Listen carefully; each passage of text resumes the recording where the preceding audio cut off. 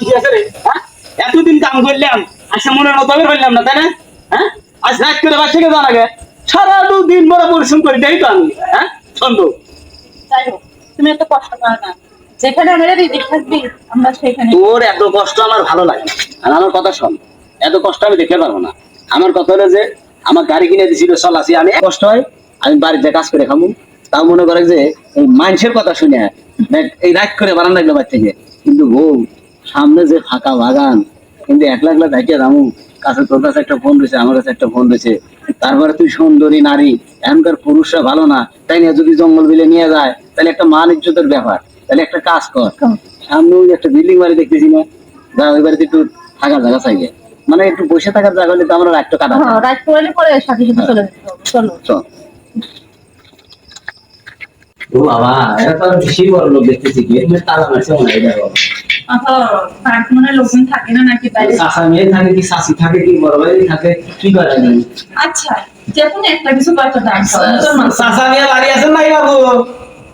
এলা দিন ওই আছে শাশি, শাশি বলেন আসতেছি। কিন্তু শাশি এরা জোয়ান মানুষ।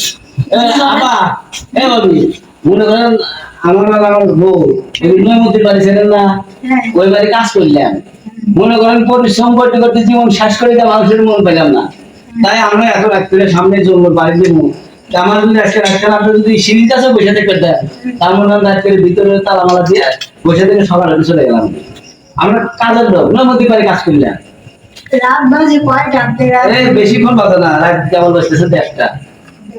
বুঝিলাম এই সময় আমার ভয় করতেছে কি গরু সোনা বলে এই করে দিয়েছে, আমি বুঝি আর আমি এই সময় ভয় দেখতেছে। আচ্ছা একটা কথা বাদ দাও তো, মানে আপনারা কাজে আসছেন? হ্যাঁ হ্যাঁ, নয়মতির বাড়ি কাজ করলাম, আমার বউ কাজ করে বাড়ি। আচ্ছা ঠিক আছে, আপনারা ভিতরে আসেন, আপনাদের সাথে কথা আছে। মন মানুষের ভালো আছে না? আমার আপনার কথা বলবো, আমি বলছি আমার কথা লাগবে না, ভিতরে ভিতরে এটা কাজ করে আমার সামনে।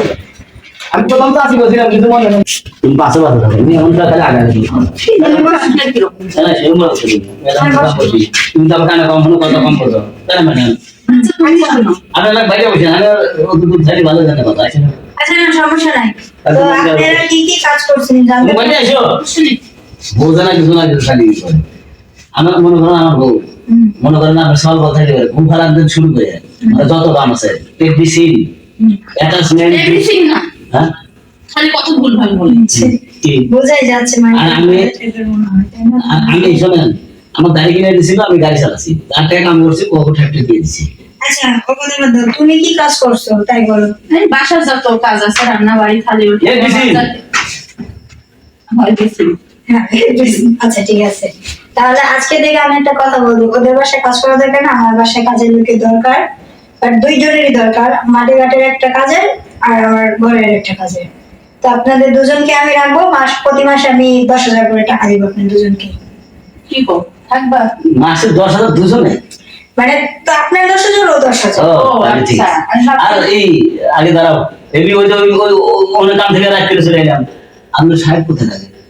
আমার সাহেব থাকে বিদেশে। তাহলে সমস্যা নাই, তাহলে কাম করে দেবে।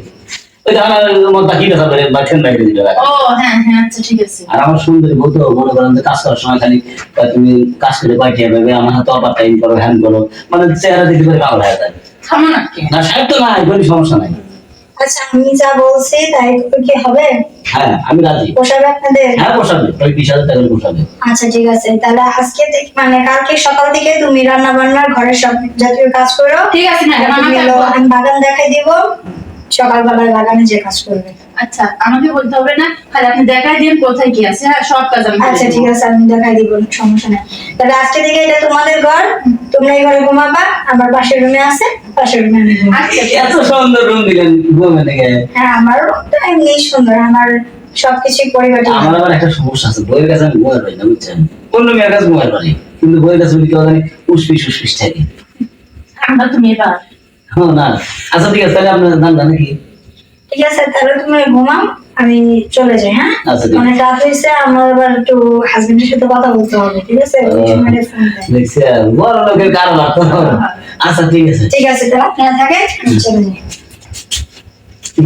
চলো